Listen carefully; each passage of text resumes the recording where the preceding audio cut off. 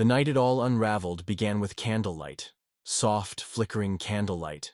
The kind that makes even a stale conversation feel romantic. La Luna was our place. The little Italian restaurant downtown where I'd proposed to Emily 10 years ago. Back then, the breadsticks were free, the wine was cheap, and her laugh hadn't yet become something I only heard in old home videos. We sat at the same corner booth.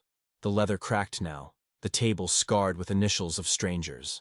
Emily twirled her fork in the carbonara, her eyes fixed on the plate like it held the answers to a test she'd forgotten to study for. I remember thinking how tired she looked. Not the kind of tired from her 12-hour shifts at the children's hospital, but a deeper exhaustion, like her soul had been wrung out and hung up to dry. "To us," I said, clinking my glass of Chianti against hers. She forced a smile, but it didn't reach her eyes. The silence between us was so thick you could have sliced it with the steak knife she'd been fiddling with. Then came the words, "Mark, I need to tell you something." Her voice was steady, rehearsed. My first thought? She's leaving me. Maybe she'd fallen out of love. Maybe she'd met someone else. But nothing could have prepared me for what came next. I cheated on you. For 3 years. The waiter chose that moment to swoop in with the tiramisu. 2 forks, balanced artfully on the plate. Emily didn't flinch, just kept staring at me with those hollow blue eyes, like she'd already buried the woman who'd done it. 3 years.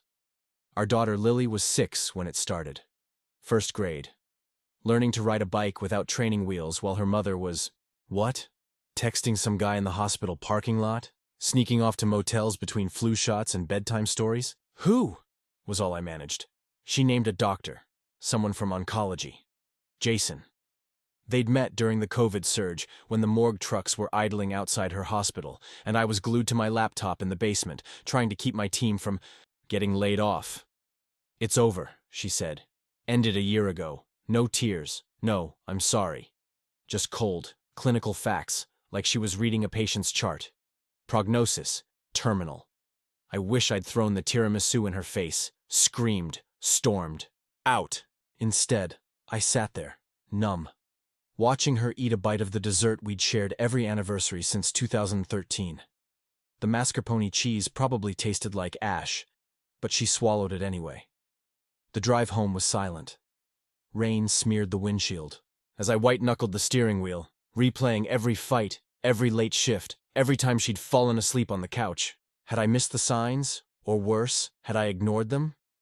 Lily was at her grandma's for the night. Smart kid. She'd started asking why Mommy and Daddy stopped kissing goodbye.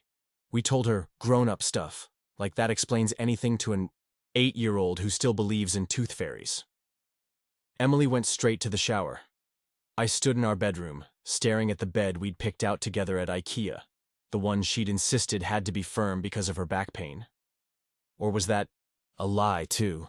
That's when I saw it. Her phone glowing on the nightstand. Unlocked. An invitation. I scrolled through texts first. Nothing but group chats with nurses and reminders about Lily's dentist appointments. Then emails. Calendar alerts for book club, 7 p.m. Thursdays. Except Emily hates reading. Always has. When we first met, she joked that her idea of literature was the calorie count on a Snickers wrapper. The shower stopped. I took a photo of the calendar entry with my own phone. Next morning, I called in sick and drove to Lisa's house, Emily's college friend, the one who supposedly hosted the book club. Her husband Dave answered the door in a Star Wars robe, holding a screaming toddler. "Book club?" He laughed. "Em hasn't come here on Thursdays since, hell, 2021? Lisa's been pissed about it." The lie was so much bigger than I thought. I spent hours digging. Bank statements, credit card bills. Found a $287 charge from a boutique hotel downtown, dated 9 months ago, after she claimed it ended. Then, while fixing the Wi-Fi in her home office, I found the USB drive. Tiny, black, taped to the underside of her desk like a spider waiting to bite. It asked for a password I didn't have. Last night, as I sat on the couch scrolling through 3 years of photos, birthdays, Christmases, Lily's first day of school, a text lit up my phone from an unknown number. Don't believe everything she says. Ask her about Jake. The name hit me like a gut punch. Jake was her first love, the high school sweetheart who'd joined the Marines and vanished after 9/11. She'd mentioned him exactly once in 12 years, drunk on champagne at our wedding. He wanted me to wait. I didn't. I stormed into the bedroom, phone shaking in my hand. "Who's Jake?" Emily froze, mascara streaking her face from earlier tears. For the first time since her confession, she looked scared. "Mark, please." She locked herself in the bathroom. I heard her crying through the door, the same way I'd heard her cry after her miscarriage in 2018. Back then, I'd held her until sunrise. Now?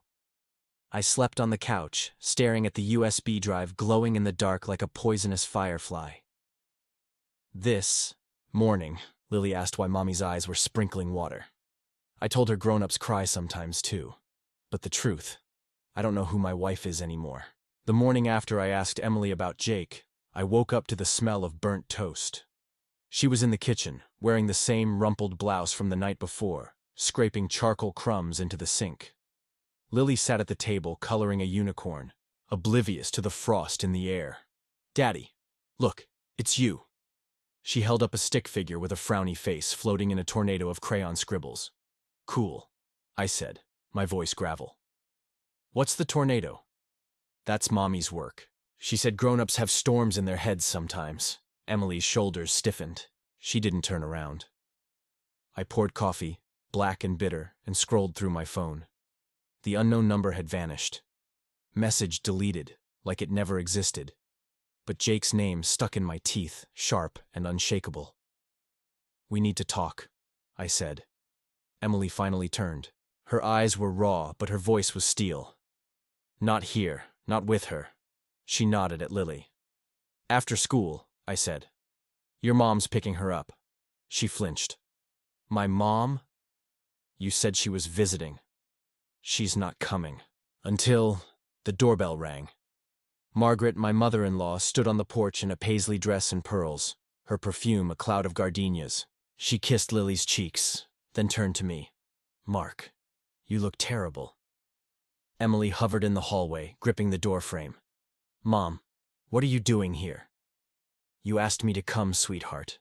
Last night, you said you needed help with—" Her eyes darted to me. "With Lily's recital costumes." Another lie. But Margaret's gaze lingered on Emily, worry etching lines into her Botoxed forehead. She knew something. While Emily packed Lily's overnight bag, I cornered Margaret, in the living room. "What's really going on?" She sipped her tea, pinky raised like a diplomat. "Marriage is complicated, Mark, especially with everything Emily's been through." "What's that supposed to mean?" A crash from the kitchen, a plate shattering. Emily swore under her breath. Margaret stood abruptly. I should help her, but as she walked away, a key fell from her purse. Small, silver, the kind that opens a post office box. They left. The house hummed with silence. I tried the key in our mail drawer. No fit. Then I remembered the USB drive. It took 3 hours, and a Reddit thread on encryption to crack the password. Lily's birthday. The folder contained spreadsheets, bank transfers, $18,000 sent monthly to an account labeled JW, trust Jake's initials. But the dates went back to 2015, 5 years, before her affair. My phone buzzed, unknown number again, check the attic. The attic smelled of mothballs and regret. I found the box under Christmas decorations, Emily's handwriting on the lid, Lily's baby clothes. Except inside was a burner phone, duct taped to a manila envelope. The phone had one contact. Jay. The envelope held photos. Emily younger laughing on a Ferris wheel with a guy in military camo. Jake. But the last photo froze my blood. Emily, heavily pregnant, standing outside a clinic. Dated 2016, Lily was born in 2017. Confrontation happened in the driveway when they returned. Margaret tried to hustle Lily inside, but I held up the photo. "Who's the father, Emily?" She crumpled like paper. Margaret hissed, "Not here, please." "It's not an affair," Emily whispered. "Then what?" Lily started crying. Margaret covered her ears. Emily reached for me, but I stepped back. "Jake's not... He's not a lover," she said. He's my brother. The world tilted. Your what? Half-brother. My mom had him young, gave him up. We reconnected when I was pregnant. He needed help, addiction, legal fees. I've been sending him money. But Mom made me swear never to tell you. She was ashamed. Margaret looked away. And the clinic? I demanded. Emily's tears fell now, hot and angry. I lost the baby, Mark, our first baby, in 2016. I couldn't tell you because you were so stressed about starting a family. So I pretended. Got pregnant again with Lily 6 months later.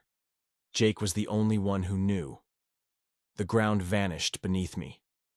All these years, secrets, stacked like bricks between us, but the affair… Jason? Was that a lie too? She hesitated. A beat too long. No, she said. That part's real. The burner phone rang as she walked inside. I answered. Male voice, raspy like a smoker's.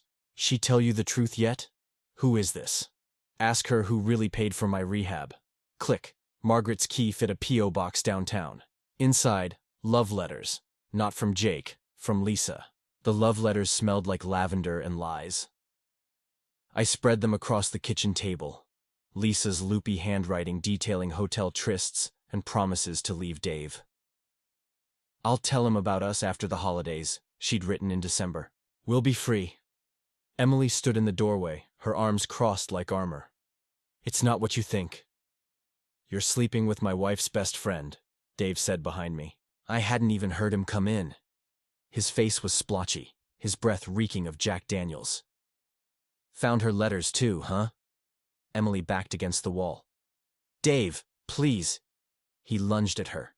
I stepped between them, my elbow catching his ribs. He stumbled, knocking over Lily's art project, a popsicle stick house now shattered. Get out, I growled. Dave spat on the floor. Enjoy your whore wife. The slam of the door shook the windows. Emily slid to the floor, clutching Lisa's letters to her chest. It wasn't romantic. Bullshit. I threw a photo at her. Lisa and Emily at a winery. Noses touching, glasses raised, dated 2 weeks ago. You lied about book club. You lied about Jake. Now this? She stared at the broken popsicle sticks. Lisa needed help. Her marriage was toxic. Dave threatened to take the kids. We faked the affair so she could get full custody? With love letters? The judge needed proof of Dave's instability. We thought if he believed she was cheating… I kicked the table. Letters fluttered to the floor. And Jason, the doctor, was that fake too? Her silence answered. The burner phone buzzed in my pocket. Unknown number. Ask her about the money. Showed her the text. She paled. The $18,000, I said. Monthly payments to Jake's trust. But he's your brother. Why hide it? Margaret's voice cut through from the hall. Because it's not his trust. She stood there with Lily's unicorn backpack, her makeup smeared. The money's from Myson, Jake's father. He wasn't some random fling. He was married, powerful. If this got out, you made Emily lie? I asked. To protect Lily, Margaret snapped. You think I wanted my granddaughter caught in a scandal? Emily hugged her knees. Jake needed rehab. Mom couldn't ask her husband for the money. So I took out loans. Then Jason offered to help. He knew about Jake. Said he'd cover the debts if you slept with him. I finished. She nodded. Tears dripping onto Lisa's letter. I'll love you forever, it said. Lily's voice piped up from the stairs. Daddy? Why is Grandma crying? Margaret swooped her up. Let's get pancakes, sweet pea. The door closed. Emily whispered. I never meant to hurt you. Just our marriage, our finances, our child's future. She flinched. The burner phone rang again. I answered. What now? Meet me, said the smoker's rasp, or I'll tell the cops about the morphine. Click.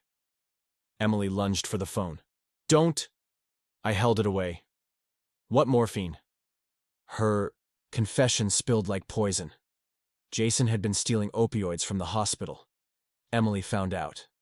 He threatened to expose Jake's trust fund and her fake affair with Lisa, unless she stayed silent. The USB drive, she said. It's proof. Jason's shipments. I was going to take it to the police, but you slept with him instead. She didn't deny it. I drove to the meetup spot, a boarded-up gas station on Route 9. Jake leaned against a pickup truck. His camo jacket frayed, eyes the same icy blue as Emily's. You look like shit, he said. Where's Jason? He lit a cigarette. Gone. Took off after Emily stopped paying, left me holding his stash. So blackmail us instead? I'm trying to help. He tossed me a baggie of pills. Jason's not the problem. Your mother-in-law is. Margaret? Who? Do you think introduced Jason to Emily?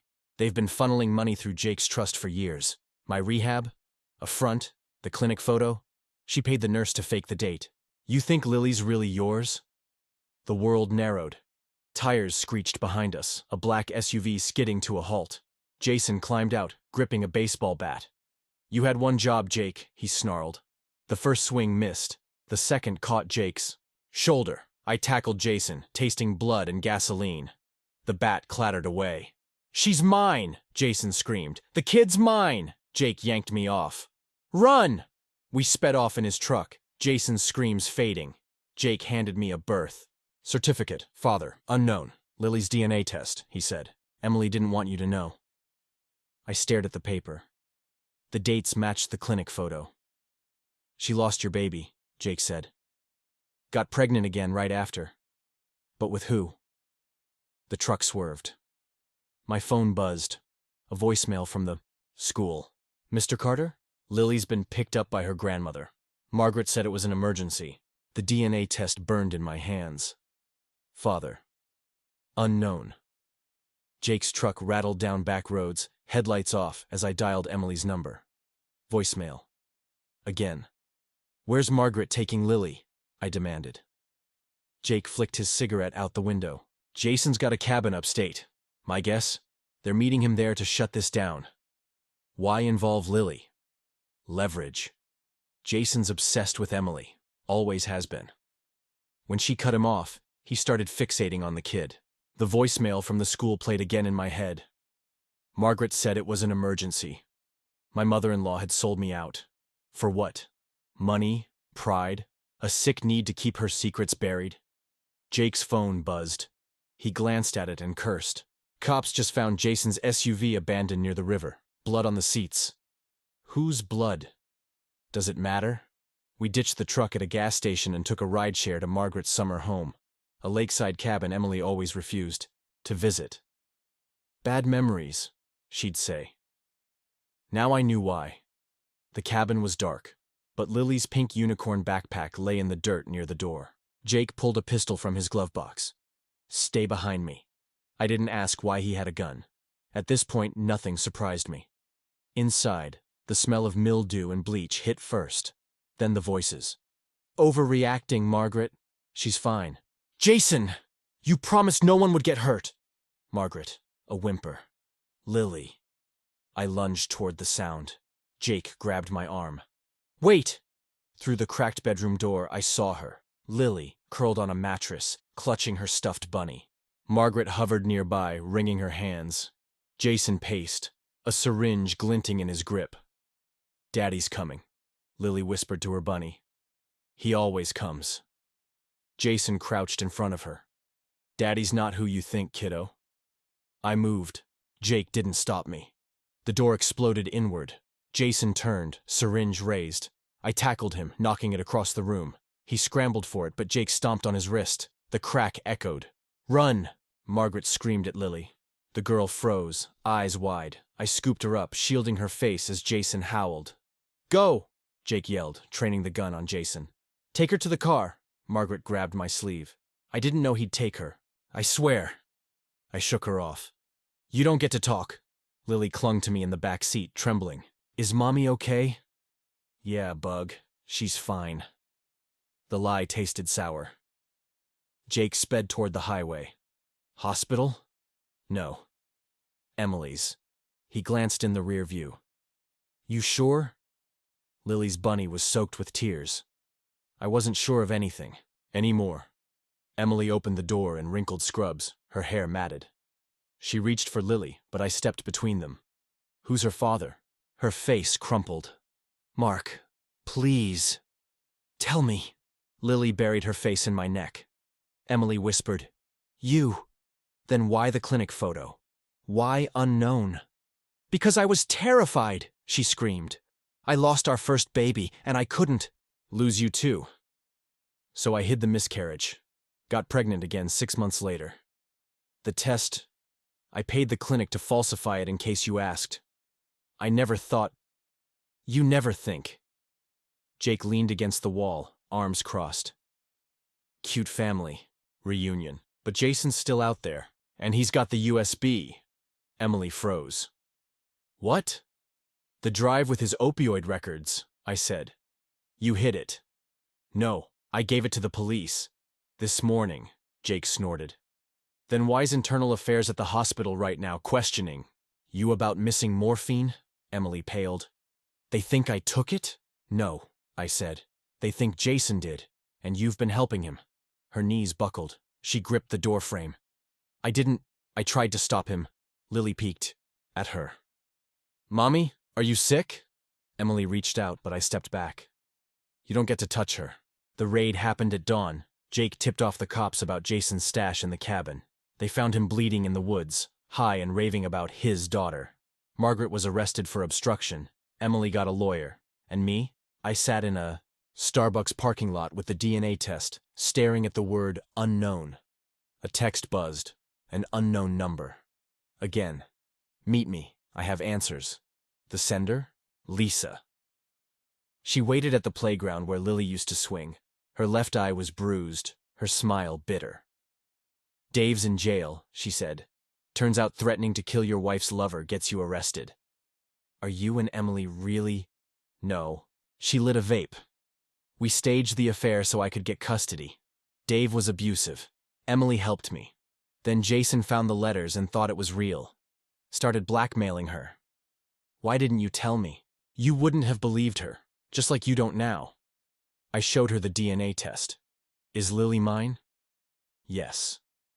But Emily made me swear to keep the miscarriage secret. She thought you'd blame yourself. The swings creaked in the wind. Do you love her? Lisa asked. I don't know anymore. She handed me a flash drive. Jason's records. The police copy is missing half the files. This one's clean. Why help me? Because Lily deserves better than all of us. That night, I bathed Lily while Emily slept on the couch. She giggled as I washed her hair, oblivious to the storm. Daddy? Yeah, bug? Is Mommy a bad guy? I rinsed the shampoo, careful, to avoid her eyes. No, just lost. Can we find her? The USB drive sat on the sink, whispering of endings. Maybe, I said. But I need you to be brave. She hugged my neck, soapy and warm. I'm brave like you. I held her, tighter, wondering when I'd stopped being brave, when I'd stopped fighting for us. Emily's phone buzzed in the other room. Another unknown number. Another secret. I dried Lily, tucked her in, and opened my laptop. The USB drive had 2 folders, shipments and voicemails. I clicked play. Emily, it's Jason. Change your mind yet? Tell you what.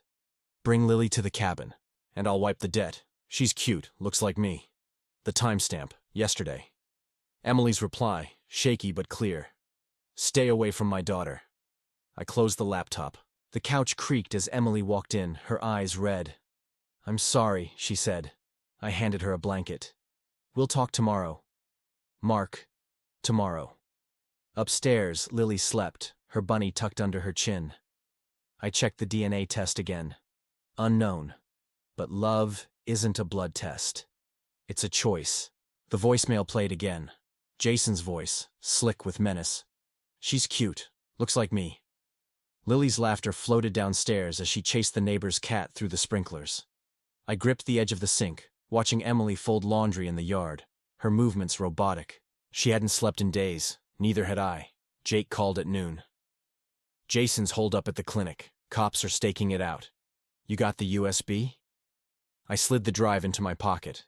Stay away from my family. Too late for that. The clinic was a squat brick building with boarded windows. Police tape flapped in the wind. I slipped through the back door, past empty IV bags and shattered glass. Jason waited in the procedure room, syringe in hand, humming, "You Are My Sunshine." "Where's Emily?" he asked. "Gone." I tossed the USB on the floor. "It's over." He laughed. "You think this matters? I've got friends and badges. And lab coats. That drive dies with you. And Lily?" His grin faltered. "She's better off with me." I lunged. He stabbed the syringe at my neck. We crashed into a cart, sending scalpels clattering. The USB skidded under a cabinet. Jason pinned me, his breath sour. "I'll make sure she calls me Daddy." A gun cocked. "Not today," Jake said. Jason froze. Jake's pistol hovered at his temple. "The USB! Now!" I crawled toward the cabinet. Jason spat. "She's mine!" "No," Jake said. "She's his." The gunshot was deafening. Blood pooled. Jason slumped. Jake lowered the pistol, his hand steady. "Cops'll say it was self-defense." "Why?" I rasped. He knelt, retrieving the USB. "Emily's my sister. You're her mess. But Lily?" He tucked the drive into my shirt. "She deserves the truth," sirens wailed. Jake vanished. I stood over Jason's body, his eyes frozen wide. Who's the monster now? The hospital waiting room smelled of antiseptic and dread. Emily arrived in handcuffs, flanked by cops. Her lawyer argued technicalities, coerced confession, entrapment. She stared at me, silently pleading. I handed the USB to the detective. "Jason's records. He threatened my daughter. The drive bought her freedom. Not mine." Lily's paternity test came back on a Tuesday. I sat in the parking lot, envelope, trembling in my hands. Probability of paternity, 99.99%. Emily found me there. "I never doubted it," she said. "But you let me." She touched my cheek. I didn't pull away. "I'm broken, Mark, but I want to fix this." Rain tapped the windshield. Lily's sticker, a glittery unicorn, peeled at the edge. "You can't," I said. "We sold the house. Split the photos." Lily kept her bunny. The divorce papers arrived on a Thursday. Emily signed them quietly, her wedding ring left on the counter like a relic. "Where will you go?" I asked. She glanced at Lily, drawing at the table. "Somewhere I can't hurt her." Margaret called once from jail. I hung up. Tonight, Lily asked to sleep in my bed. She curled against me, her breath soft. "Will Mommy come back?" "Sometimes." "Do you still love her?" I kissed her forehead. "I love you." She drifted off, safe in the lie. The USB sits in my desk, a fossil of the chaos. Jake texts, occasionally. "You okay?" I never reply. Emily sends postcards, empty words from empty towns. The last one read, "I'm sorry I couldn't be who you needed." I keep it in a shoebox with Lily's first shoes and the burnt tiramisu receipt from La Luna. Sometimes at night, I imagine a different ending. One where I threw the dessert, screamed, fought sooner. But love isn't a time machine. It's a wound, and wounds scar. The voicemail played again. Jason's voice, slick with menace. "She's cute. Looks like me." Lily's laughter floated downstairs as she chased the neighbor's cat through the sprinklers. I gripped the edge of the sink, watching Emily fold laundry in the yard, her movements robotic. She hadn't slept in days. Neither had I. Jake called at noon. "Jason's holed up at the clinic. Cops are staking it out." "You got the USB?" I slid the drive into my pocket. Stay away from my family. Too late for that. The clinic was a squat brick building with boarded windows. Police tape flapped in the wind. I slipped through the back door, past empty IV bags and shattered glass. Jason waited in the procedure room, syringe in hand, humming, "You Are My Sunshine." "Where's Emily?" he asked. "Gone." I tossed the USB on the floor. "It's over." He laughed. "You think this matters? I've got friends and badges. And lab coats. That drive dies with you. And Lily?" His grin faltered. "She's better off with me." I lunged. He stabbed the syringe at my neck. We crashed into a cart, sending scalpels clattering. The USB skidded under a cabinet. Jason pinned me, his breath sour. "I'll make sure she calls me Daddy." A gun cocked. "Not today," Jake said. Jason froze. Jake's pistol hovered at his temple. The USB, now. I crawled toward the cabinet. Jason spat. She's mine. No, Jake said. She's his. The gunshot was deafening. Blood pooled. Jason slumped. Jake lowered the pistol, his hand steady. Cops'll say it was self-defense. Why? I rasped. He knelt, retrieving the USB. Emily's my sister. You're her mess. But, Lily? He tucked the drive into my shirt. She deserves the truth. Sirens wailed. Jake vanished. I stood over Jason's body, his eyes frozen wide. Who's the monster now? The hospital waiting room smelled of antiseptic and dread. Emily arrived in handcuffs, flanked by cops. Her lawyer argued technicalities, coerced confession, entrapment. She stared at me, silently pleading. I handed the USB to the detective. Jason's records. He threatened my daughter. The drive bought her freedom, not mine. Lily's paternity test came back on a Tuesday. I sat in the parking lot, envelope, trembling in my hands. Probability of paternity, 99.99%. Emily found me there. I never doubted it, she said. But you let me. She touched my cheek. I didn't pull away. I'm broken, Mark. But I want to fix this. Rain tapped the windshield. Lily's sticker, a glittery unicorn, peeled at the edge. You can't, I said. We sold the house. Split the photos. Lily kept her bunny. The divorce papers arrived on a Thursday. Emily signed them quietly, her wedding ring left on the counter like a relic. Where will you go? I asked. She glanced at Lily drawing at the table. Somewhere I can't hurt her. Margaret called once from jail. I hung up. Tonight, Lily asked to sleep in my bed. She curled against me, her breath soft. Will Mommy come back? Sometimes. Do you still love her? I kissed her forehead. I love you. She drifted off, safe in the lie. The USB sits in my desk. A fossil of the chaos. Jake texts occasionally. You okay? I never reply. Emily sends postcards. Empty words from empty towns. The last one read, I'm sorry I couldn't be who you needed. I keep it in a shoebox with Lily's first shoes and the burnt tiramisu. Receipt from La Luna. Sometimes at night I imagine a different ending.